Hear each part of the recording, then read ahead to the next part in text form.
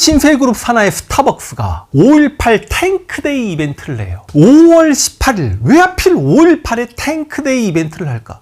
여러분, 5.18 광주민주화운동 당시 광주 시민을 학살했던 그 장본인이 전두환이죠. 전두환의 별명이 뭐였는지 아십니까? 전땅크라고 불렀습니다. 그런데 5월 18일에 탱크데이 이벤트를 한다는 건 이건 다시 이야기하면 5.18 전두환데이 이벤트죠. 그래서 전 앞으로 스타벅스 커피를 개인적으로 입에 대는 일은 없겠다는 말씀과 더불어 혹시 우리 사무실에 스타벅스 텀블러 있습니까? 그거 다 치우세요. 버려요. 네, 5.18 광주 민주화운동을 조롱한 스타벅스 코리아의 탱크데이 이벤트 파문이 확산일로를 거듭하고 있습니다. 하루 이틀 사이에 끝날 문제는 아닌 걸로 보입니다. 오늘 벌써 사흘차에 이르는 건데요. 상식과 양심을 가진 시민들이 5.18을 왜곡하고 그리고 또 4.16 세월호 참사를 폄훼한 사실이 점점 알려지면서 이번에는 또 극우들이 나서서 스벅 지지 온라인 게시물을 올리고 있습니다. 이른바 반대 여론을 만들려고 안간힘을 쓰고 있다. 이렇게 봐야 될 것 같은데요. 스타벅스 커피숍이 대한민국 극우의 상징이 되어간다라는 비판도 쏟아집니다. 문제는 이 무분별한 5.18 조롱 컨텐츠와 또 스벅 응원글이 나돌면서 오히려 광주 5.18 희생자와 유가족들에 대한 2차 가해도 커지는 거 아니냐라는 문제의식이 커지는 건데요. 관련해서 정용진 신세계그룹 회장은 이런 점들을 방기할 것이 아니라 이런 움직임이 더 확산되지 않도록 어떤 조치를 해야 되는 것이 아닌가, 그래야 사회적 책임을 다하는 것이 아닌가라는 판단도 듭니다. 심지어 SNS에는 5.18 학살 주범 전두환과 그리고 스타벅스 제품을 합성한 AI 영상, 바로 저 영상이죠. 이미지 여러 건이 현재 돌아다니고 있는데요. 저 장면처럼 스타벅스 텀블러를 든 전두환 씨가 커피를 마신 뒤 맛 좋다, 광주는 하나의 총기를 이라고 말하면서 웃는 모습을 담은 AI 생성 영상이 대표적인 것입니다. 과거 전두환이 언론 인터뷰를 통해서 광주는 총기를 들고 일어난 하나의 폭동이다 이렇게 주장했던 그 발언을 바로 연상케 하는 장면인데요. 뿐만 아니라 스타벅스 캐릭터를 태운 탱크가 중국, 북한 국기를 든 악마 형상의 사람들을 짓밟는 이미지도 등장을 하고 있습니다. 이른바 돈줄이라는 표현 여러분 아시죠? 열심히 일하는데 돈줄 내주겠다면서 막 많은 분들이 가서 직접 상품을 구매하는 그런 행위를 말하는 건데요. 돈줄을 내주겠다면서 스타벅스 로고를 애국기와 그리고 합성한 이미지도 나왔다고 합니다. 여기에 애국우파 스타벅스, 좌파 청정지역 이런 표현을 담고 있다고 하는데요. 한 커피숍에 그릇된 역사관에서 비롯된 어떤 그 행사가 이렇게까지 극단적 이념 대결로 몰고 가는 것인가, 매우 사회적 파장이 크다라는 비판을 하지 않을 수 없습니다.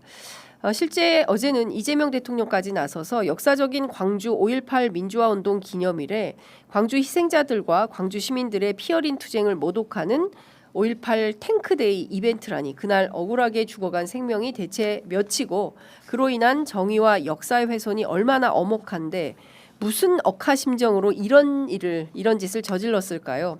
대한민국 공동체와 기본적인 인권, 민주주의 가치를 부정하는 이런 저질 장사치의 비인간적인 막장 행태에 분노한다라고 밝혔습니다. 대통령의 이런 비판이 나왔음에도 불구하고 극우의 준동은 오히려 적반하장격으로 확산되는 양상이다라는 생각이 좀 듭니다. 그런데 이런 것들이 실제 스타벅스 영업에 도움이 될지 모르겠습니다. 이를테면 스타벅스는 스벅은 극우의 본산이야.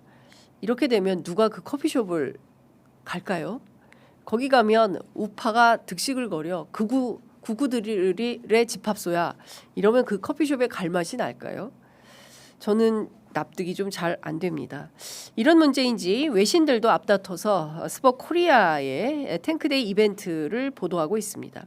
로이터 통신은 스벅 코리아가 전날 진행한 해당 이벤트를 부적절한 마케팅으로 표현하고 이번 일로 손정현 스벅 코리아 대표가 해임됐다고 전했습니다.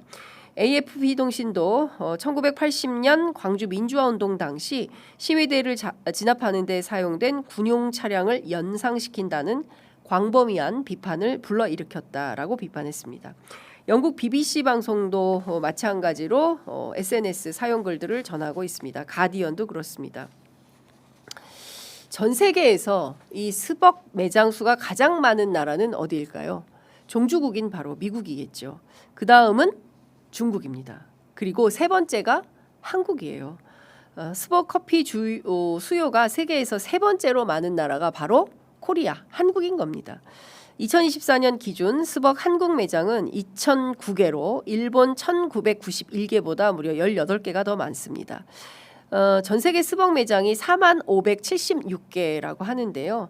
종주국인 미국이 17,000여 개, 중국이 한 7,600여 개라고 합니다. 인구 100만 명당 매장 수를 따져보면 한국이 38.6개로 미국 51.7개보다는 적지만 일본이나 중국보다는 훨씬 많다라는 것입니다. 이런 나라에서 이런 스벅 애용 국가에서 스벅이 이런 말도 안 되는 일을 벌인 것입니다. 그렇기 때문에 이 불매운동이 확산일로로 가는 것은 막을 수가 없겠다라는 생각이 좀 듭니다.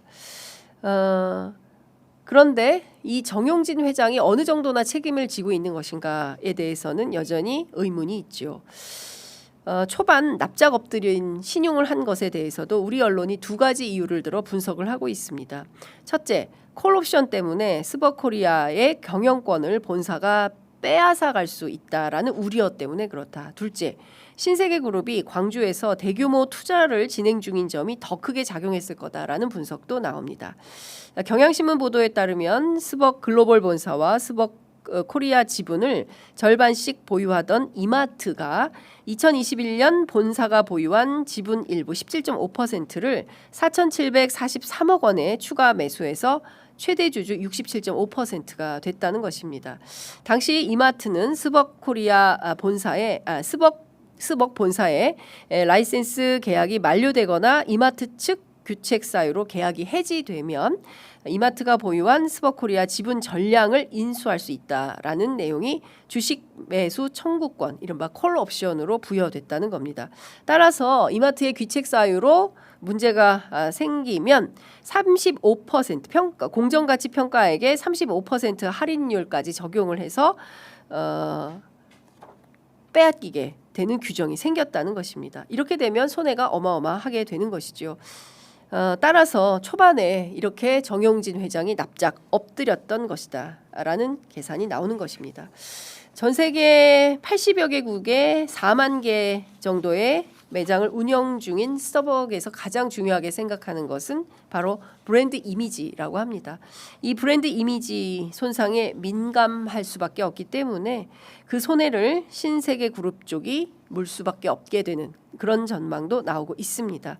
또한 신세계는 광주 신세계의 광천터미널 복합화 사업 그리고 신세계 프로퍼티의 그랜드 스타필드 광주 조성 사업을 현재 추진 중에 있는데요.